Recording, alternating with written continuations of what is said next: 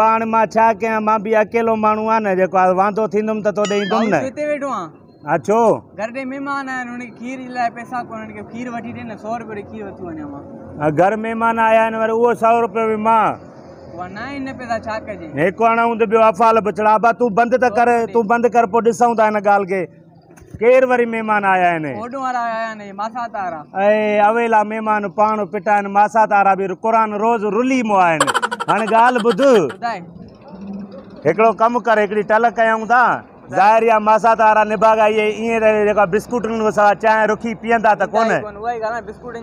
हा पोइ चांहि जा खीर जा पैसा नथी, वरी बिस्कुटनि जा पैसा काॾो आणींदे। हाणे ॻाल्हि ॿुध, टल कयूं था। हेॾो हिकिड़ो वाड़ो आहे, उतो मां खीर वठी थो अचां, सम्झे? पोइ वधीक मुंहिंजो कमु आहे। ठीकु आहे, हल तूं हिते ई बीह त ॾिसां ताईं पैसा आहिनि, अलाह करे कुझु हुजे। 10, 20, 30, 40, 50, 60 मिड़ई 100 खनि आहे। तूं हिते बीह, ठीकु आहे? हा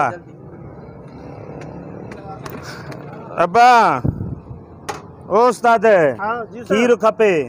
हा खीर मिली वेंदो। हे छो लाइन में बीहणो पवंदो आहे खीर जे लाइ? खीर हिकु नंबर आहे न, इन करे हर को वठंदो आहे न। चङो, हाणे किलो घणे थो ॾे? किलो खीर हाणे हिकु नंबर थी, किलो थी 150 रुपयो। कुझु रियायत? 1, 2, 3, 4, 5, 6, 7, 8, 9, 10। हलो हाली 100 जो ॾे, पर खीर मूंखे सुठो ॾिजांइ, मुंहिंजो नंढड़ो पींदे। खीर हिकु नंबर थी, वञी उनजे माउ खे प्यार। उनखे छो पीआरियां? खीर हिकु नंबर आहे न। हा बसि ॻणे छो तो पूरा आहिनि न, निभागा ॻणे छो तो, इतबार नथी छा? इतबार आहे अजय, खीर भलो त आहे न? खीर सफ़ा हिकु नंबर थी, मां चयो मां वठां पहिरियों चक्कर तो ईअं न वरी पोइ जेको आहे न बाबा तूं खीर सही आहे। पोइ वरी हितां ई वठंदे ठाहे वठ, ॿिया बि ठाहे थेलियूं ठाहे। हा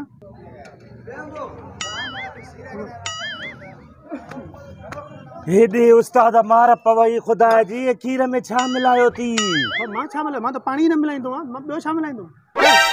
हे मां छोकर खे पाण वारे खे पीआरियो आहे, छड़ियूं तो हणे, अलाए छा थी वियो अथसी। फीडर में कुझु हूंदो, गड़बड़ हूंदी। खीर मुंहिंजो हिकु नंबर हूंदो आहे। मुंहिंजो फीडर छोरे जो धोतल हुयो, मुंहिंजो छोरो वियो हथनि मूं, वियो टक्कर के डॉक्टर ॾे वठी वञेसि न। डॉक्टर ॾे मां छोरो खयूं तो अचां, मूंखे पैसा ॾे, क़ुर मां जेको ॻीचीअ पवंदो मां छोरो तो मुंहिंजो वञई।